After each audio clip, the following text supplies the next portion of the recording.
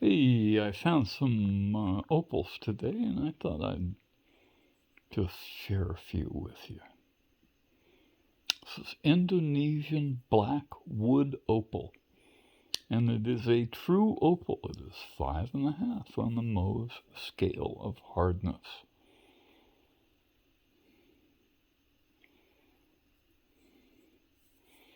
It's a replacement for roots that were trees in the jungle in Indonesia and covered with volcanic ash during the KT extinction event.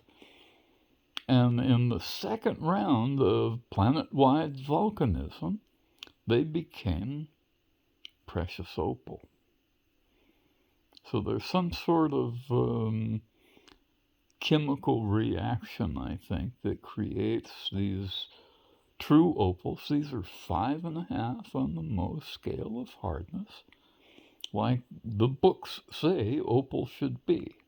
Not all the stuff that has a play of color is actually 5.5 on the Mohs scale of hardness. Most people don't check. They find that play of color, they read the book, and the book says it's opal. So they didn't check. The book actually says it's 5.5 to 6. And so if it's harder than 5.5, I know this particular little conundrum because I did it. I found several deposits of precious, what I thought was opal, in hard rock here in Arizona. This stuff occurs in loose volcanic ash, so does the black opal of Lightning Ridge. So does the white opal of Cooper Pedy and the South Australian opal fields.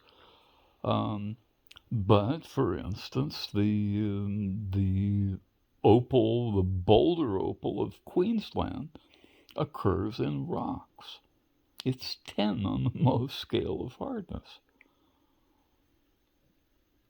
I've measured it, not once or twice, but about 10,000 times, because I didn't believe it. Right? I went, hey, that can't be right. But it is, because it's the same every damn time. And that's how we determine, one of the ways we determine the difference between minerals. That's how I know my rocks are diamonds and not anything else, because there is no other stone on other people's list of the Mohs scale of hardness. Right? Look it up. You'll find one thing in the 10 category, diamond. And I bought an official Mohs scale of hardness test kit for people that make concrete. And it only went up to 9, so I guess that's as hard as they can make concrete. And I don't think they can get it that hard, really. Maybe they can. I don't know, because I never checked, man. and I found that you pretty much got to check for yourself, or you don't know, because not all the opals that we call opals are actually opals. They're 10 on the Mohs scale of hardness, and the book says 5.5. So if it looks the same, but it has different properties, it's not the same thing. It can look the same like this, right? And my blue opal or the boulder opal from Queensland is my very favoritist of all opals, especially out of the Yawa and the Koroit fields. They have what they call Yawa nuts, and They are really spectacular. And this stuff here is probably my favorite because it doesn't cost an arm and a leg. Same with boulder opal. Doesn't cost an arm and a leg like black opal from Lightning Ridge does. There's no monopoly sales industry, right? Lightning Ridge was the only source of black opal. When they found black opal in Ethiopia, they told people, oh yeah, it's dyed. And you can't dye opal, even when it's porous. This stuff is not porous. Ethiopian opal is. Right? I didn't know why. I still don't really, because it's 10 on the Mohs scale of hardness, like a diamond, right? And I don't think that, man. I'm not like making it up. I checked with my Mohs scale of hardness test kit with known diamonds, and I have a few. I went and bought some just for that reason, because my Mohs scale of hardness test kit did not come actually with a 10. It just went up to 9. In a monopoly market on diamonds, you can understand that. They weren't trying to cheat me. They just couldn't afford to be passing out $10,000 rocks with their $100 test kit. And look what color the clay is here. Okay? It's AUPT. I didn't make that up either. It's gold, kind of light gold colored, because that's what color AUPT is. And there's a chemical reaction. This came from the reaction with sulfuric acid and water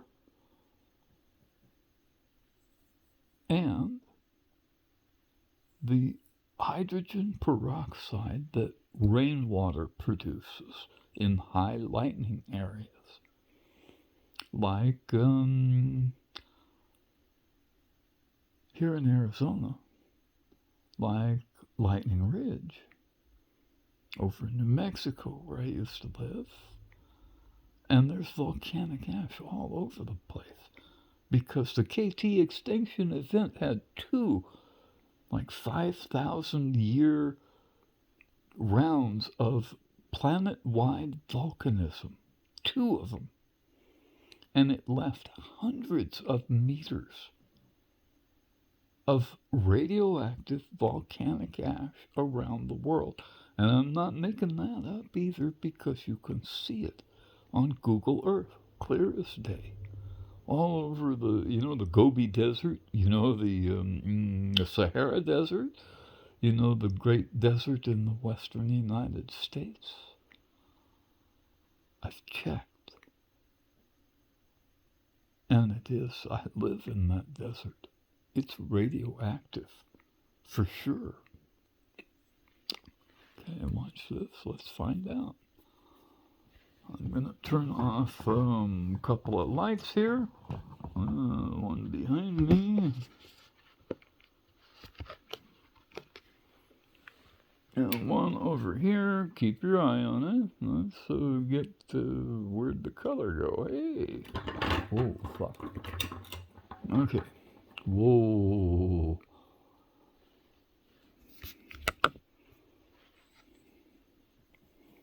Boy, you can't see a damn thing in there, can you? All right, let's...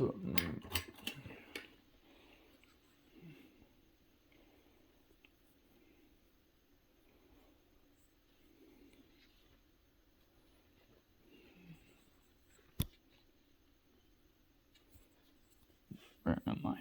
All right.